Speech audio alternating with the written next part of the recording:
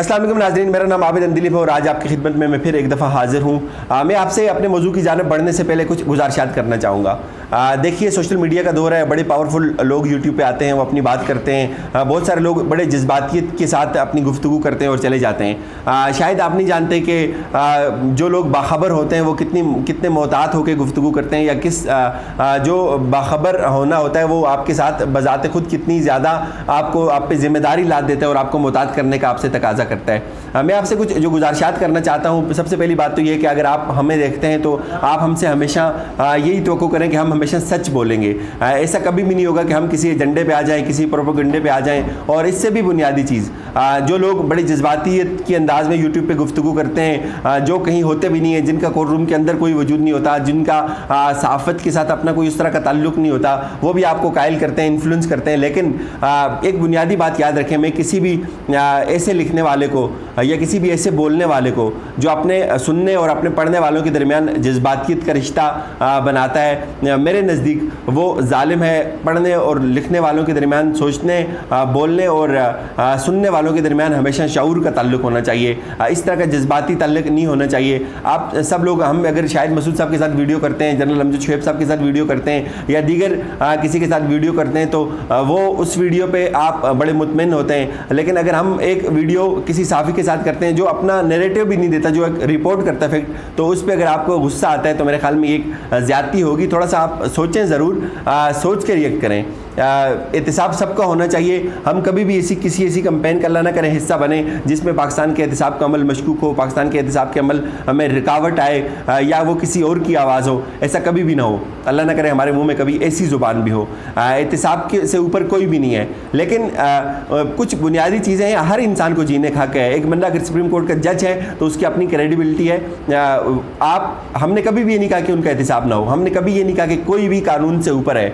सब कानून सबसे पहले, सबसे मुकद्दम कानून है। सब लोगों का एहतिसाब होना चाहिए, लेकिन किसी को यह हक नहीं पहुंचता कि वो उससे पहले अपनी राय कायम करे। जो लोग कोर्ट रूम के अंदर जाते नहीं है, जिनका अपना कोई तजर्बा नहीं है, जो जजेस से मिलते नहीं है, वो इस तरह की बैठ के बातें करना, इस तरह की कमेंट्स पास करना और इस तरह की जज्बातियत में अपने सामीन को, अपने कारीन को गुमराह करना, मेरे ख्याल में बजाते खुद ये भी एक बहुत बड़ा जुर्म है। जो लोग इस तरह की बातें करते हैं, जज्बातियत का एक उसलूब अपनाते हैं और बड़े जज्बाती जुमले सुनाते हैं और आवाम को जो है, आवाम उस पर तालियां बजाती है, मेरे नज़दीक ये भी एक जुर्म है। ऐसा नहीं होना चाहिए। अगर आपको अपने सामीन के साथ रिश्ता बनाना है या अपनाना है उनको, तो वो शऊर की बुनियाद पर होना चाहिए, वो जज्बातियत की बुनियाद पर कतई नहीं होना चाहिए। उसमें आगाही होनी चाहिए, उसमें बसीरत होनी चाहिए, उसमें फ़हम होनी चाहिए।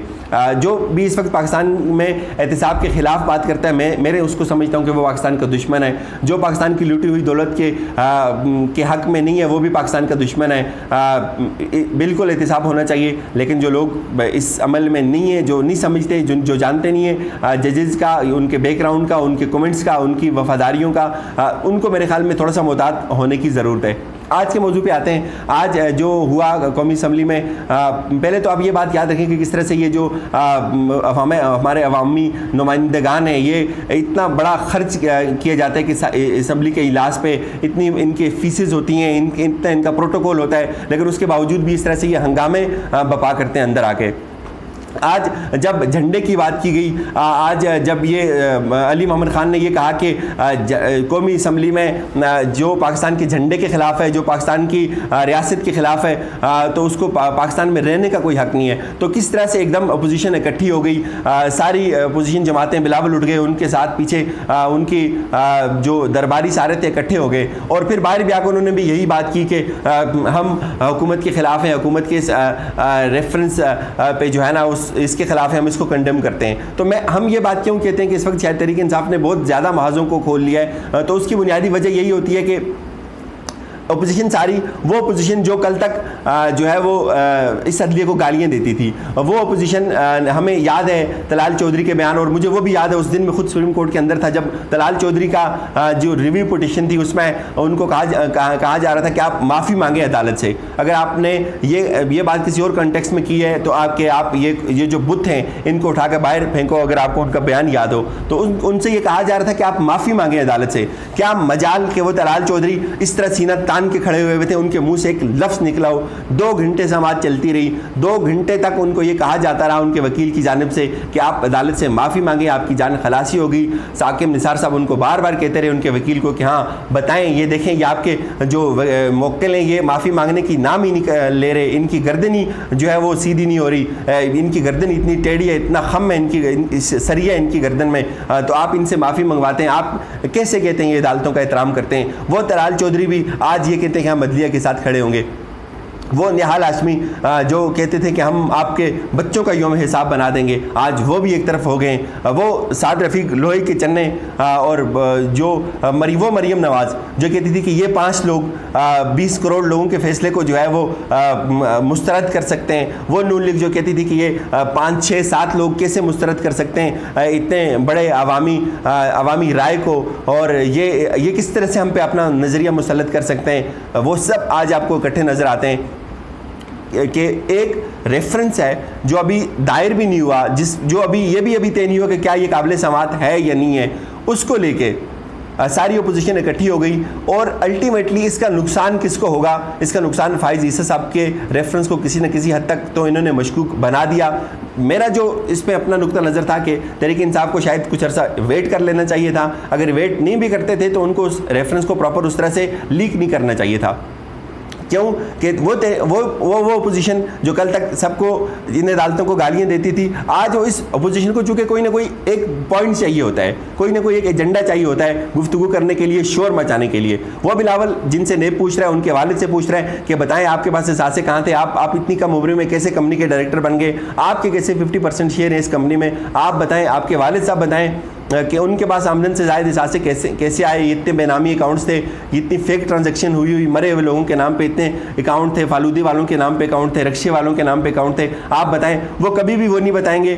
आज जब असम्बली के में उनके सामने वो पोस्टर दिखाए गए कि आप दें हमें साफ़ पानी, हमें साफ़ पानी चाहिए सिंध में, जो साल हर साल से सिंध का मसला है कि साफ़ पानी ना होने की वजह से सिंध में कितने मसाइल पैदा होते हैं, बच्चे बीमार पैदा होते हैं, सेहत के मसाइल हैं, फसलों के मसाइल हैं, दीगर मसाइल हैं। लेकिन वो जब उनको ये आईना दिखाया गया कि आप हमें साफ़ पानी नहीं दे सकते तो आप इस तरह से शोर मचाते हैं, तो वो उस तरफ नहीं आए, उनको गुस्सा आ जाता है। वो उनको भी एक इश्यू मिल गया कि भाई हुकूमत ने जजेस पे हमला कर दिया, हुकूमत ने अदलिया पे हमला कर दिया।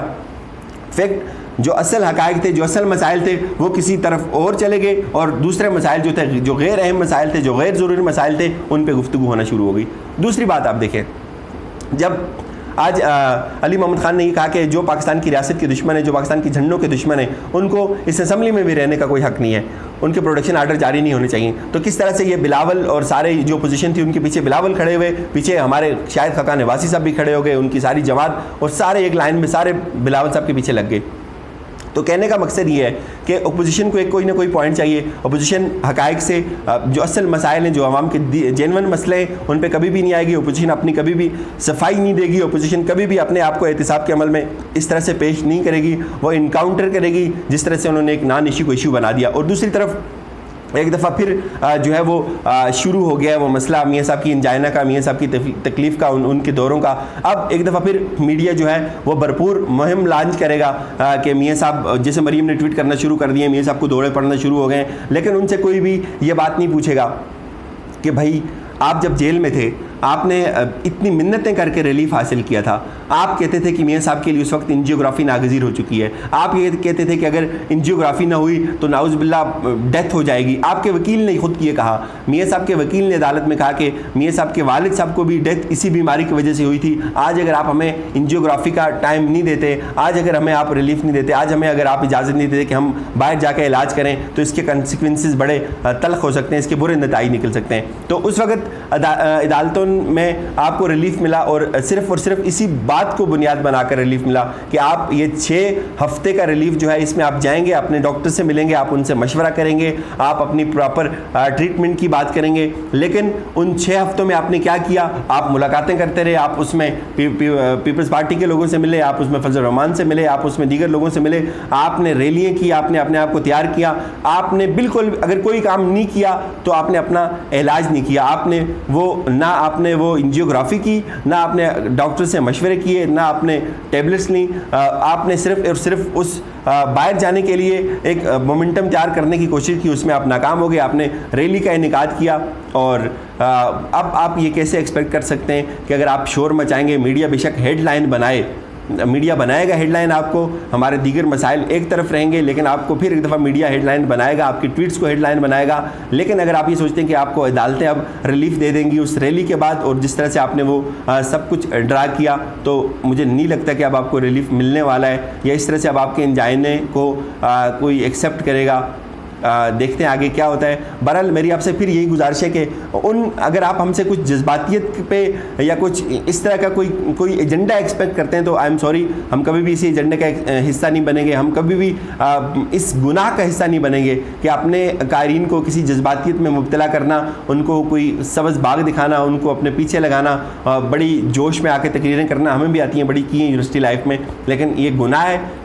आप हमसे कोई जो सच बात होगी, जो हकीकत पे मबनी तजिया होगा, वो ज़रूर एक्सपेक्ट कीजिए। हम पाकिस्तान के साथ खड़े हैं, पाकिस्तान की अफवाज के साथ खड़े हैं, एहतिसाब के अमल के साथ खड़े हैं, पाकिस्तान के जो क्रेडिबल लोग हैं उनके साथ खड़े हैं। हमारी तरफ से यही कुछ अपना फीडबैक ज़रूर दीजिए। अल्लाह हाफिज़।